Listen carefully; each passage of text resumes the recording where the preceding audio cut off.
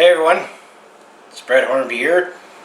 Welcome back to my YouTube channel here, and I'm going to take a little break from my sports content. There's definitely been a lot more sports content, with most recently wrapping up the 2019 CFL regular season, recapping Flames' latest episode, and then I gave my previews of the semi-final games in the 2019 CFL playoffs on the road to the 107th Grey Cup here.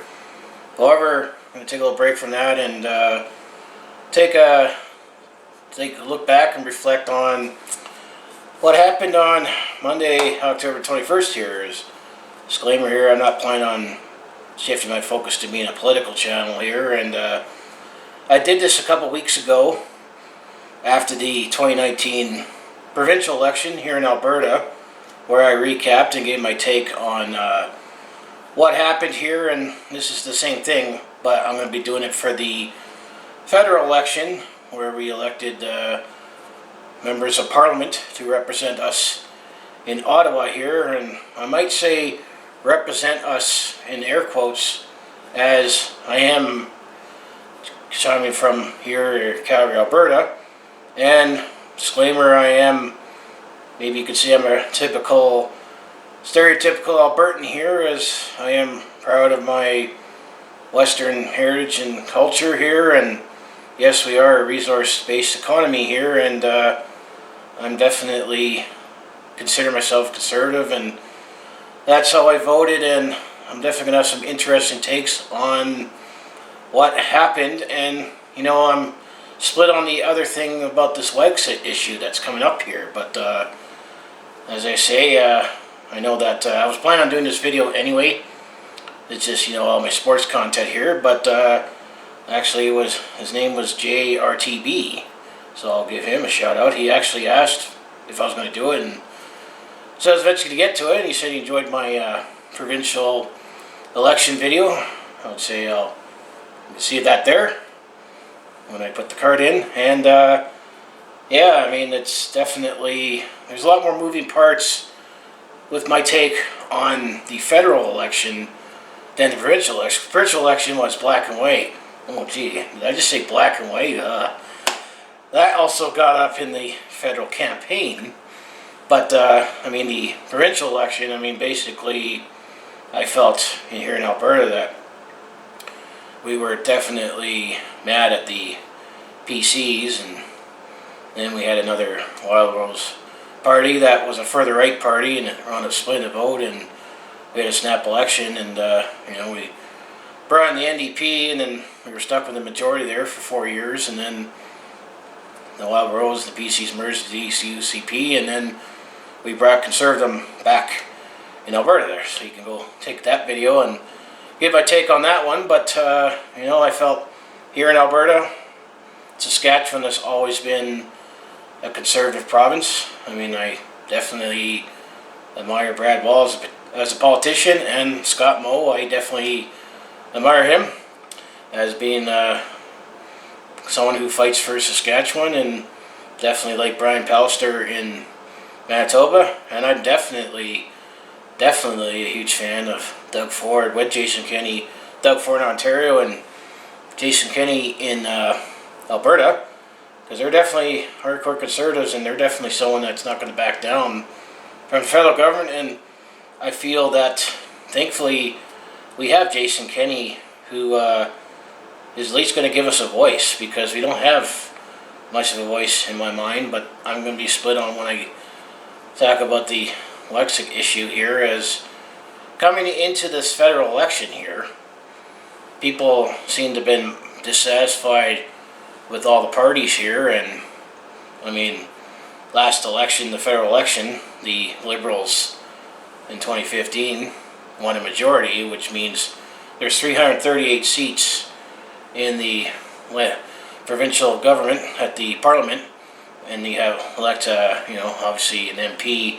to represent your riding, and get a majority government. You need 170 seats, or more than 50% of the seats to get power. I mean, the party that has the most MPs obviously forms government here, but if you have more than 50%, you definitely have a majority here. However, we are still stuck with Justin Trudeau here, especially, we're definitely going to say we're still stuck with him here in Alberta, and definitely Saskatchewan is feeling our pain too, because we're both resource-based economies here, and even though we're more ethical in oil and gas here, I felt we have had commodity prices, especially in oil and gas, has really gone down, and it's hurt the economy, and definitely it's rippled out to everybody here in Calgary and Alberta,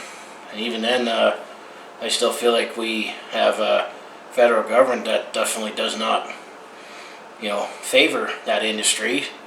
So of course they're not going to get as much support. I mean, there was a Globe and Mail article that said, and I didn't like this article, that it said the West should stop voting Conservative. I mean, you could say traditionally here in the West we support Conservative, and you'll definitely see that in the results here, and the polls are also indicating that this country is definitely more divided, because you definitely got the West is definitely always strongly support Conservative, but it's the only party that has the best interests in the West involved, especially when it comes to our resource-based economy, and the fact that the Liberals definitely should be theoretically right in the center of the political spectrum there, but I feel they lean towards the left here, where they believe in tax and spend, and then the NDP, the New Democratic Party, they're even more to the left, and they definitely are more anti-oil, and they sound good, giving everyone all these goodies, but then they gotta wonder, who the heck's gonna pay for all these goodies? I feel the pinch in my wallet. And then the Green Party, well, they're definitely totally against oil and gas, even though they say that we pollute the air and that, and although there's starting to be more scientific evidence that yes, climate's changing over time, but they say it's more nature than man-made, and it's all this justification of level taxation. They think the government believes that the level taxation is going to control the weather, when really it's just a bunch of BS and money going in their coffers to blow it on whatever. And also you kept hearing this all. The Conservatives were giving tax breaks to people who are uber wealthy, and then Trudeau always brings up, well, most Canadians make less than $50,000 a year. Well, no wonder why people are broke, because the cost of living, and I feel like they haven't talked about that or helped that, and carbon taxes is just going to make everything more expensive here. But I'll break down the seats here on Wikipedia here, that I feel like that the only party I can say really won would be the Bloc Quebecois, which is the party that only represents Quebec and Quebec's best interests here. But maybe this Wexit thing will finally bring up a voice and attention to this division here. The Liberals, the last election, they had 184 seats, which gave them the majority because they got more than 50%. However, they have lost, and then they got down to 157. So close to a majority, but they were still going to be a strong minority. And actually, the news, when it was election night there, they, sometimes half an hour, they said, we project blah government, and if it's either majority or minority. Actually, it was the first time in a while that the election said, or the news said, we're projecting a minority government, but we can't tell if it's either going to be liberal or conservative. And then, because of the regional divide here, and then the Conservatives, they're the official opposition, the second place party here. Last election, they got reduced to 99 seats after they had a majority government in 2011 there, when Stephen Harper was Prime Minister, and I certainly miss Stephen Harper as Prime Minister, and And I thought, and that's the other thing I'll figure is Andrew Scheer. I mean, he reminds me a lot of a younger, more charismatic Stephen Harper here, but fortunately, after when he won the, or barely won the Conservative leadership debate 2 years ago, and I felt that Maxime Bernier was going to win, and he wound up forming his own party called the People's Party of Canada, which, you know, he would have been someone that might would have given us more support, served us a little more support in Quebec if he was the leader, but he decided to,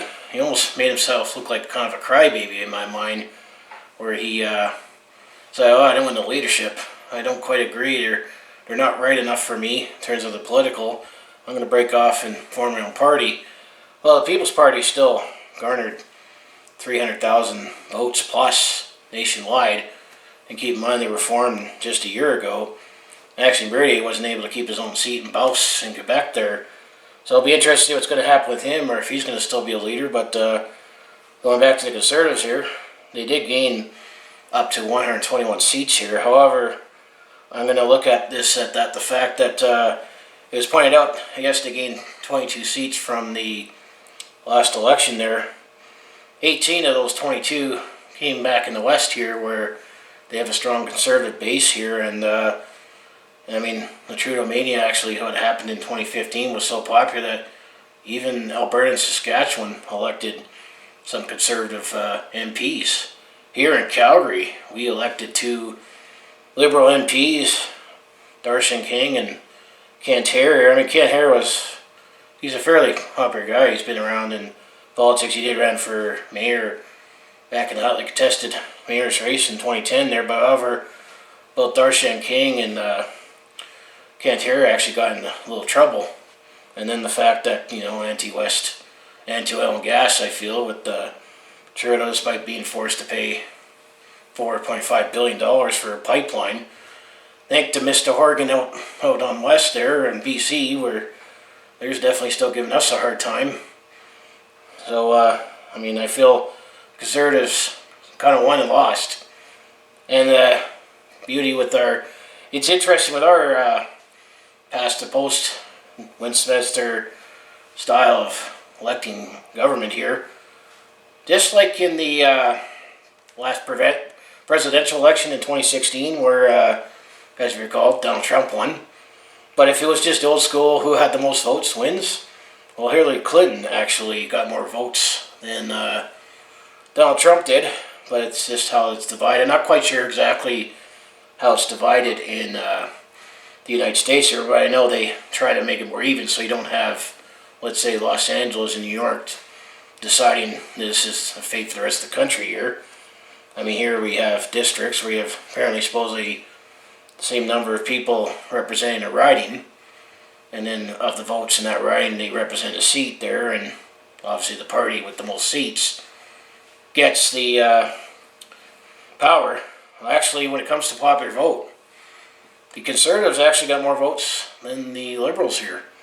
However, you can aid that by the fact that here in the West there, you might have some ridings where you had 70% of the voters who voted got in, while you got other ridings where you can have like a 3-way race where you have the Liberals, NDP, and the Conservatives all fighting, and maybe throwing some Green votes there, all fighting where, you know, you could win with only 30% of the popular vote. However, it doesn't matter if you win by 80% or 25%, it's still one seat. So that's how we have that.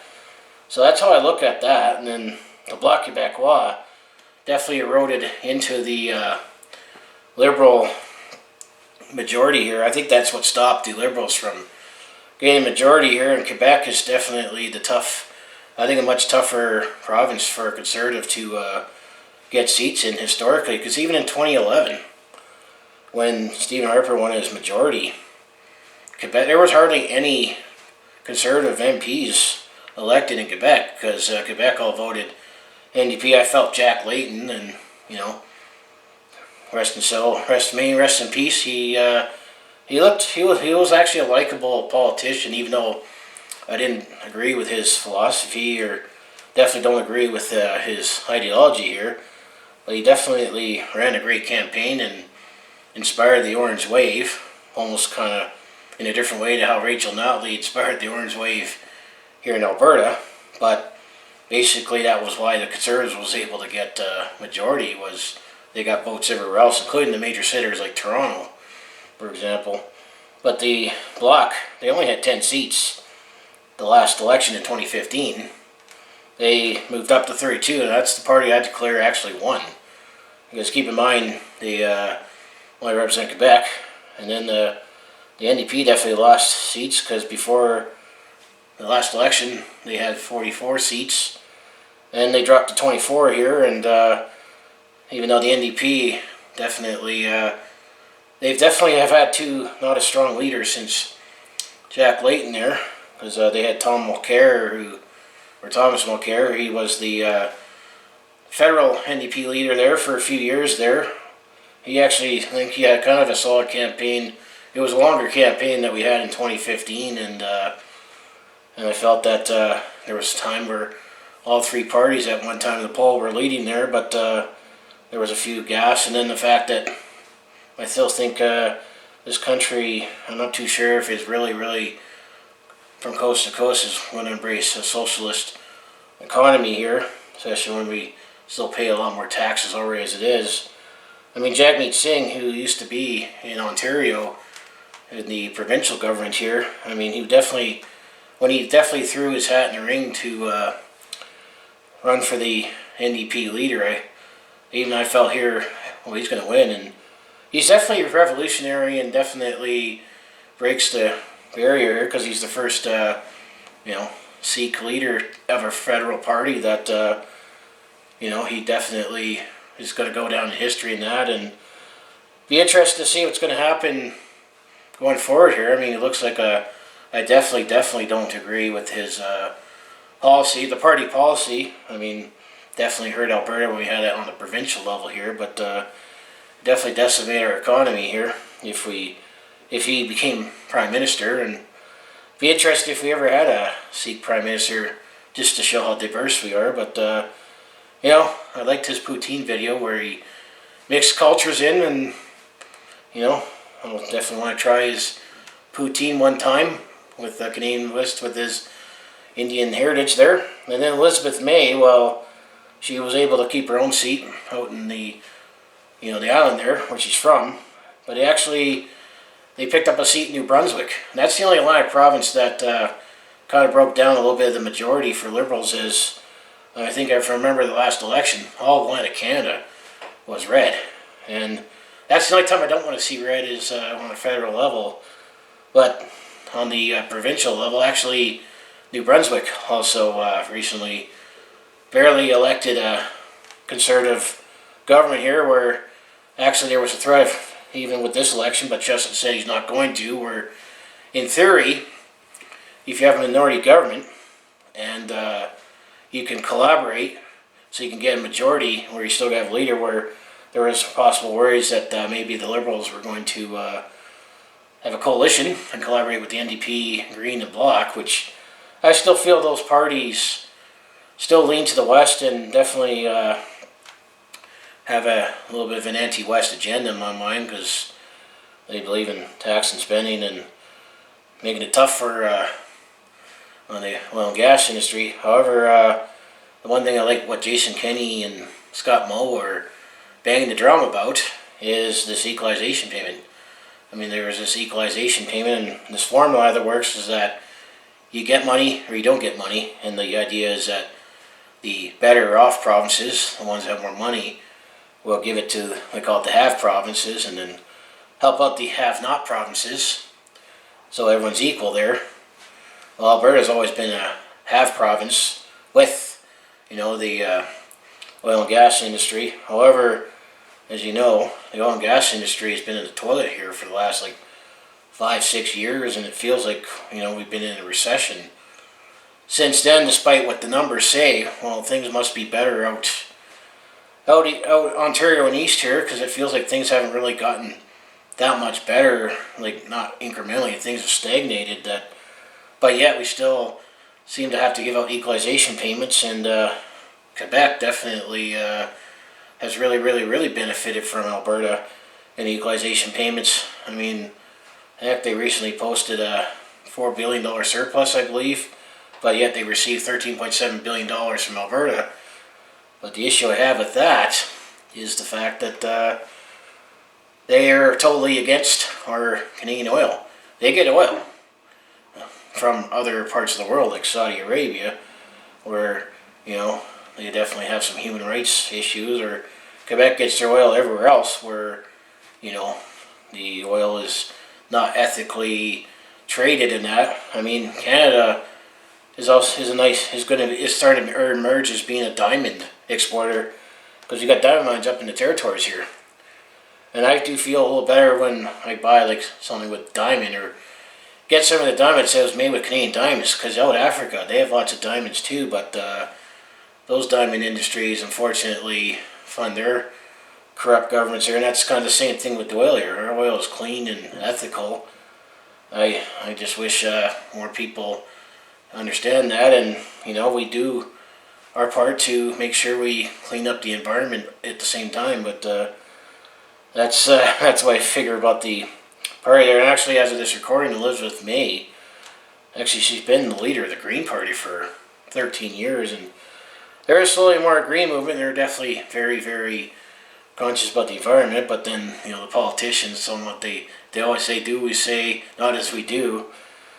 I mean, she stepped down, but they had 3 seats, so and I said the People's Party, Bernie didn't win his own seat there, so I mean, that's how I feel about the election here. I'm definitely not happy how it turned out as a Western Canadian who definitely has conservative views here, and I feel like things are still going to be bumpy here as long as Trudeau's in charge. But I do hope that maybe our premier, and having a little bit of a bigger, minority and opposition for the Conservatives, would still push things forward, and hopefully, some members of Parliament will come to senses and take the ideas of everybody.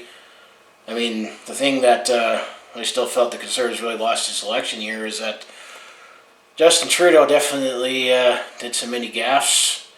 I mean, he had the SNC Lavalin here, which the SNC Lavalin affair, where there was one MP, actually Jody Roybold. She did something rare, but it helped that she was a Liberal coming in. She actually got fired and kicked out of caucus for speaking up on it. So she ran as an independent and actually won as an independent, even though she's definitely on the Liberal left-wing side for Jody Wilson-Raybould. Hopefully she can maybe be a voice that could help the Conservatives.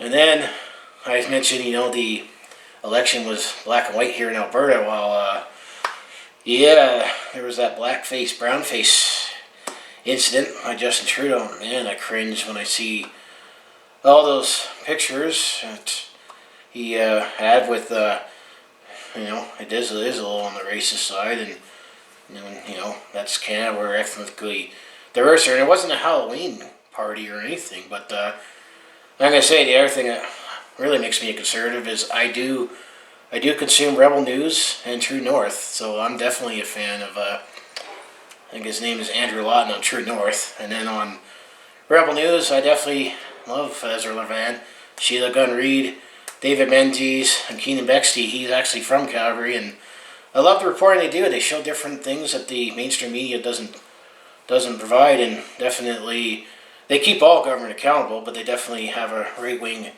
agenda there. But I mean, I figure all that, and then the fact that Canadians were a lot more dissatisfied here, that this was definitely an opportunity for the Conservatives to win, and excuse me, and unfortunately it didn't transpire. I mean, I still think Andrew Scheer, I like him, and I said he looks like a young Stephen Harper with a little more of a personality here. And I mean, who knows, I might consider, because the Conservative caucus said they weren't going to have a review until I think next April, and I'm not a card-carrying member of the political party, but I might feel actually more inclined to get a membership and for the Conservative Party. And if there is a leadership review, I might want to look at it more carefully and actually have a say myself. Who is a leader? I think he did an okay job as a leader, and it's just I think too many people were still on the Trudeau bandwagon here, but I still think Maxime Bernier might have given us a little more support in Quebec because he's from there. But I mean, I can't say he did a terrible job, but I still felt this was a winnable election that we didn't execute on the plays there. I know Andrew Scheer definitely in the debates, definitely. I loved his lines where I'm talking about the main debate where they actually had all the 6 leaders together, and he opened up with talking about all the masks that he wore for the brown face. And then there was a moment that when they opened up the debate there and say, Mr. Scheer, you can ask any leader any question, and Justin Trudeau was to his right, so he turned around and go blast him on SNC-Lavalin here.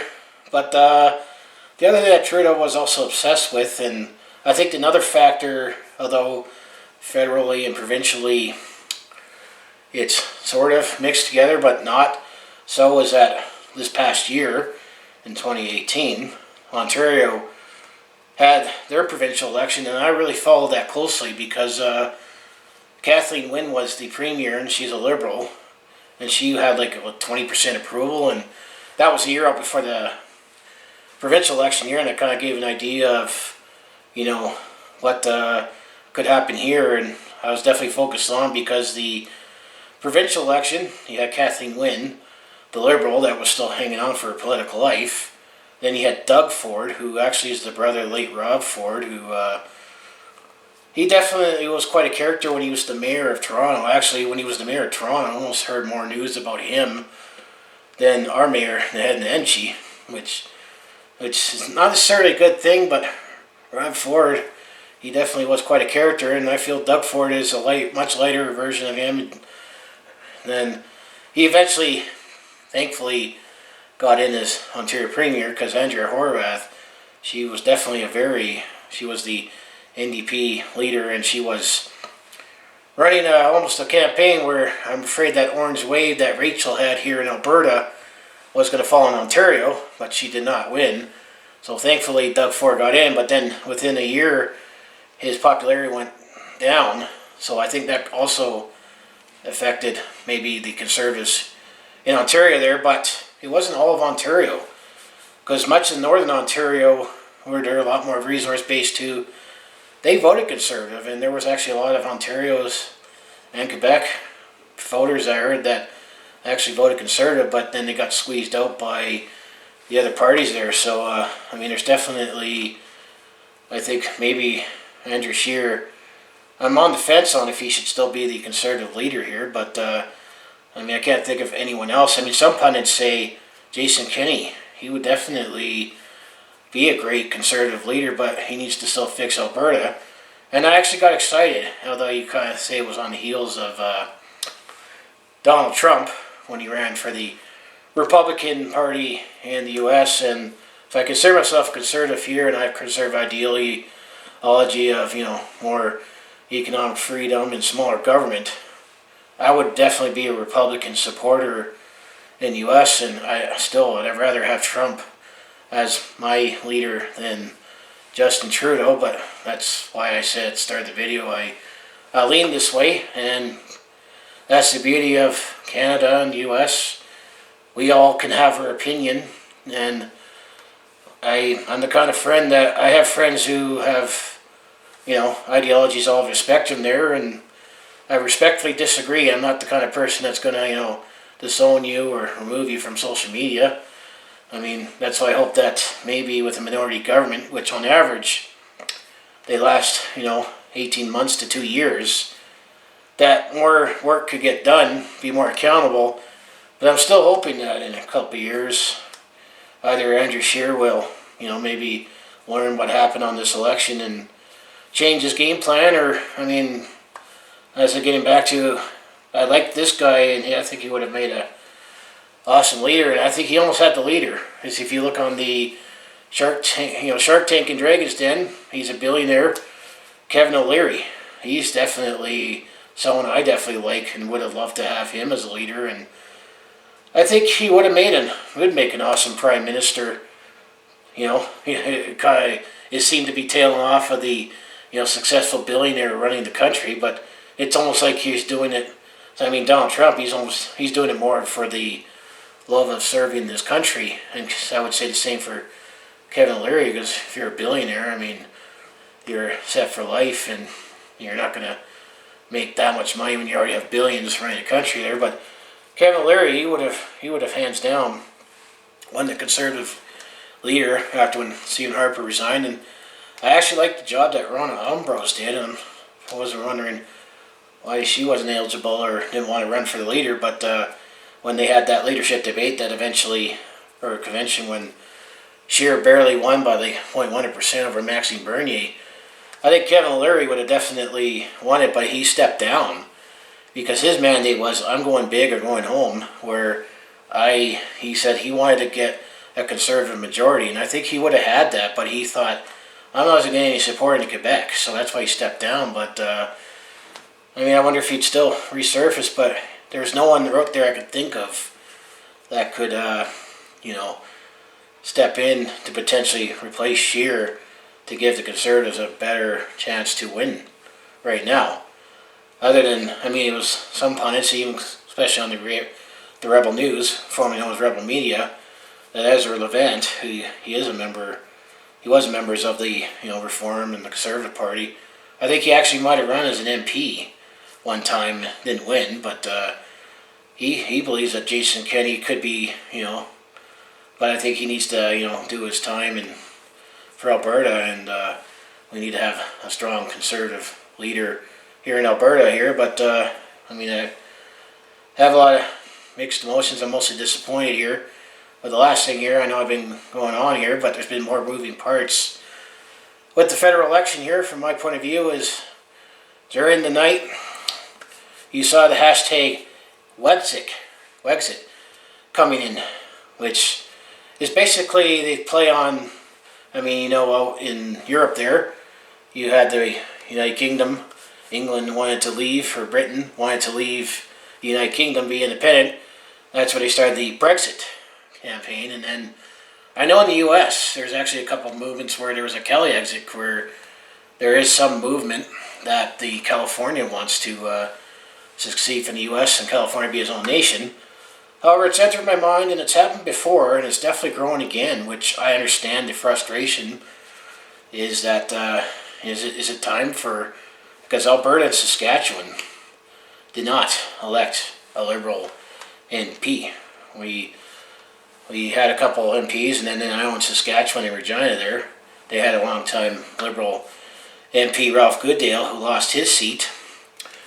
And there's no Liberal MPs representing Alberta, which, I mean, we're not going to get anyone in cabinet, but even then I felt in the last election, with the few Liberal MPs we had, I didn't think they really fought for us anyway. They were just a Liberal in name, but I mean, there's definitely division where you definitely have a lot more Liberal support, especially in the major centres, because I didn't see any Conservative MPs get elected out of Vancouver.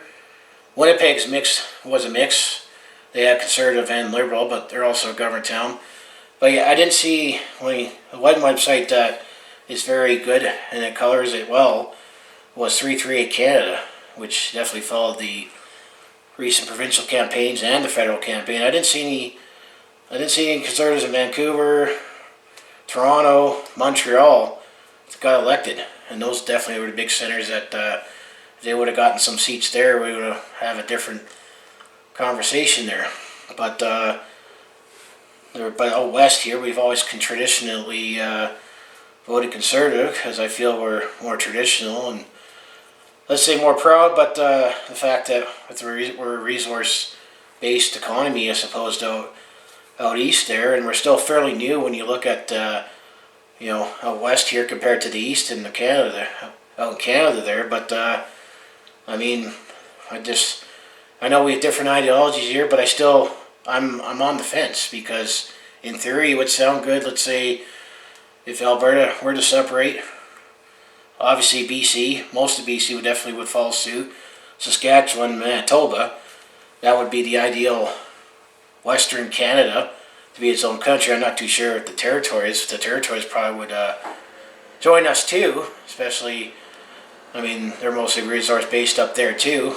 I'm going to see, in theory that could work, but I think it would definitely break up Canada, especially even though Quebec was pretty close to separate a couple times, and I remember they had a referendum in 1995, and the yes or the no side for we want to be sovereign almost passed. But I feel that there's too many loopholes, and it will take years, because it was 3 years ago when the Brexit vote happened, and they're still part of the United Kingdom. And if you look online, there's many videos that describe the procedure that they have to go through. Let's say if hypothetically Alberta wanted to separate from Canada, it would take years, and then who knows, maybe when years come down the road and we were ready to set on voting on, do you want Alberta to be a separate nation, we might have a different administration in that united the country again, and we would tear that up. So I don't think it will ever happen. Same with, I don't think it'll ever happen that California will ever succeed from the United States, for example. And it seems a little complicated for the United Kingdom, where that Britain's going to be its own country here. It's crossed my mind, because I remember thinking about this back in 2000 when we were still stuck with Jean Chrétien and the Liberals here. Although I dislike Chrétien a little more than Justin Trudeau. And thankfully, Pierre definitely was predated for the most part. I was 2 years old when the 1984 election came, and that was, after when Trudeau finally came out, that we're talking about Pierre, and Brian Mulroney came in. That was when they had the biggest majority of all time, where basically the whole country voted Conservative. They were probably Trudeau'd out, and it sounded like the country was Trudeau'd out, but then we didn't seem to have a strong alternative here. But my only hope is that with a minority government, and maybe there'll be a few things that the Liberals hopefully will wake up here, and hopefully, Alberta, Saskatchewan, because once Quebec kept threatening separation, and then they kind of said, we didn't want to leave, we need to have our needs met. I think it's time for the West to, start banging the West drum and say, hold on here, we've been extra generous here, and we need to have our voice heard. And I mean, that's why I think Jason Kenney is definitely the best guy for the job to thankfully we have a premier that will go to bat for us in that. And I mean, I am a proud Canadian and love this country, and it would hurt a little, although we'll see if this continues on. But it happened in the 70s, big time, when we had, Pierre Trudeau. This predates me, and then actually I thought about when I first, turned 18 and voted in the 2000 election, and I think there was a little bit of talk about possible separation. It's always been there, but there's a reason why I think the Quebec separation movement has really died down. And I'm glad, in a way, because a lot of our history is made through Quebec as well, despite the fact that they definitely need to fix the whole equalization payment thing. And I like what Scott Moe proposes, and I think Jason Kenney's on the same line, that it should be 50-50, because you either get it or you don't get it. I mean, it's definitely still kicking the junk when it's like we send $13.7 billion to Quebec, and then they posted a $4 billion surplus here, and here in Alberta we're still, I haven't even started recovering from the the worst recession since the Great Depression, and this recession has been a lot worse than the global financial crisis that happened in 2007 and 8 there, because at the time we still had a conservative prime minister, and we had the PCs were still in power here. I mean, we're still bleeding from trying to recover from the NDP here. But yeah, I mean, if you're still watching up to this point here, I said thanks for watching along here. I mean, I figured this was going to be a longer video than my provincial election recap, just because it was basically the United Conservative Party and the NDP, and that one was more simple. This one's definitely a lot more complicated, and I have lots of conflicting emotions here. I'm mostly on the disappointed side, but maybe a little hopeful, because the Liberals still lost their majority. The Conservatives have a little more of a minority, or closer to the minority status, have a stronger opposition here. But I think that was all aided by the fact that the NDP lost some ground, and the Bloc Quebecois gained a lot more seats that eroded away from because Quebec always seems to be historically, they're definitely a left, lean more towards the left there, and if they're mad at the Bloc Quebecois or they don't have a strong leader, they either vote NDP or Liberal. But I think, slowly, I think this country is getting more conservative, but, do I feel Andrew Scheer's the right guy, or, who knows who's going to be that other guy that would really say for sure? Because I knew in the provincial election, I felt unless Kenny really screwed up, he was his to lose, and he definitely won. Still needs to do some work on Edmonton, but Edmonton definitely benefited of the NDP as a government city. Basically, Calgary was even more hard hit with the oil and gas, and when you piss off the oil industry and the farm industry, you're definitely not going to get NDP support out in rural Alberta. So that's why the UCP definitely won the majority there. But Edmonton at least has one Casey Madu for the provincial election going back. That he's the nice voice for them. And then, like I said, Alberta actually voted all Conservative except for that one seat, which I think is Strathcona, which that's definitely the riding where Rachel Notley is, and the most government-centric riding in the province there. But yeah, hopefully, we'll not have another 4 years of Trudeau, because we do have a minority government here, and that's the only thing I think we should take our time on this. Seeking a new leader, because I think if, let's say, we reacted too fast here, the Liberals might call another snap election and try to gobble up more seats, especially if you have someone that isn't ready, or a brand new leader that they might sense some weakness. So I voted the way I voted because I look for best interest where I live here in Alberta, and personally, not better off than it was 4 years ago. And at least, provincially, we're still trying to get back on our feet here. And here in Calgary, we definitely still got 2 more years to wait. I admit, but this was back in 2010, that I liked Naheed Nenshi, and I think he's a great guy and that, but eventually all this tax and spending is getting out of control, and, it's making life more unaffordable, that we're going to have to still wait till 2021 for the next municipal election. And hopefully, ironically, Calgary is the most politically conservative city in the country. But I think the last time we actually had a conservative mayor was Ralph Klein. Yeah, that same Ralph Klein that ran the provincial government I think Ralph Klein was in from 1980 to 1989. So we're over 30 years. Because I think Al Duerr was a little more liberal. Dave Roncagnier definitely was liberal. He actually ran as liberal, and the head Nenshi is definitely even more. He's actually more towards further left than Dave Roncagnier is. But it was just the case at the time. It was more transparency and openness, and that seems to be the trap that the left wing always seems to bring in. They promise that, but then they shut it down even more. Which why I feel ultimately I support Conservative, because they actually believe in that more. But yeah, this is definitely my mixed take on the federal election here.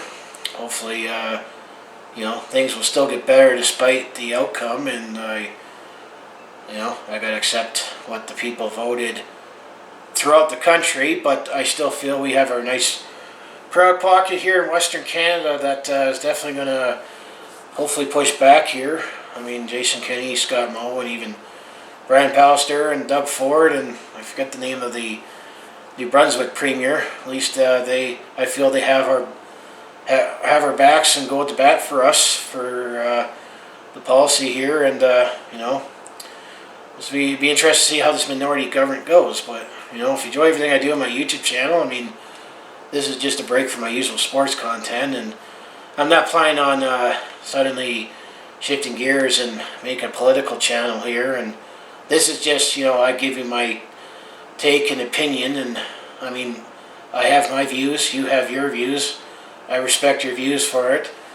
I mean, even if you're somehow extreme left or right, I mean, you're really crazy, I think, if you are, if you support communism or fascism, which is always looked upon as the extreme ends of the political spectrum. You need to really convince me in that. But, I mean, it's what's great about this country, and, Remembrance Day is coming up, and we have to say the ultimate thanks to those who served and have served, and unfortunately weren't able to, come home because they died serving our country. But it's thanks to them why I can do this. I can have my beliefs and, tell you these what I believe in, and everyone else can disagree, and we eventually, we'll mingle and, agree to disagree and be friends.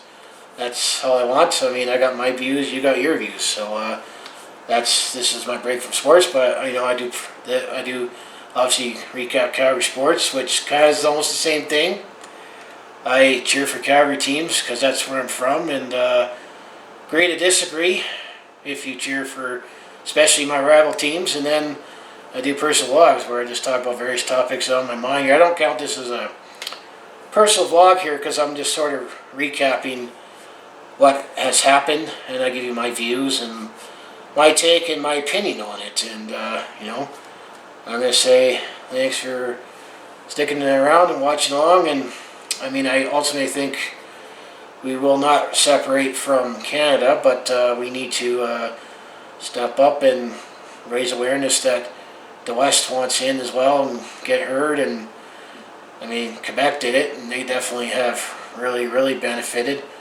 And then it's our turn, and it's just, that's the thing when you live in a really, really big and wide country here, and everyone has their different settlements and views, and obviously, different economies.